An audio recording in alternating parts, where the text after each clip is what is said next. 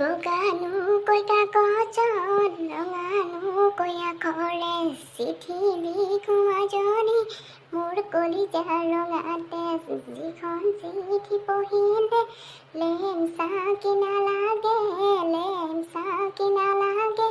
আন্ধাৰত জিলিকি থাকে এওঁ আজি ইমান ফূৰ্তি যে কি হৈছে বাৰু? হেৰা ইমান ফূৰ্তি যে কি কথা? আপুনি আহিলে মই আপোনাক কথা এটা ক'বলৈ আছিল। কি কথা কোৱাচোন?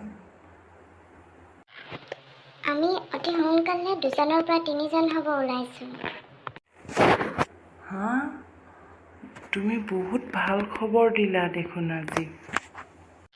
খবৰটো পাই আপুনি ভাল পাইছে বুলি জানি ভাল লাগিছে। এতিয়া পিছে মাক আনিবলৈ ষ্টেচনলৈ আপুনি যাবনে মই যাম? হা, মাহে আহিব নেকি? মই আকৌ ভাবিছিলোঁ। হেৰা শুনাচোন, তুমি একেবাৰে আগৰ 500 টকীয়া নোটখনৰ নিচিনা। হয় নি? পিছে কেনেকৈ? না তোমাক চেঞ্জ কৰিব পাৰোঁ, না তোমাক পেলাই দিব পাৰোঁ। মোৰ ভিডিঅ'বোৰ চাই যদি ভাল পালে লাইক, কমেণ্ট, শ্বেয়াৰ আৰু ছাবস্ক্ৰাইব কৰিব নাপাহৰিব।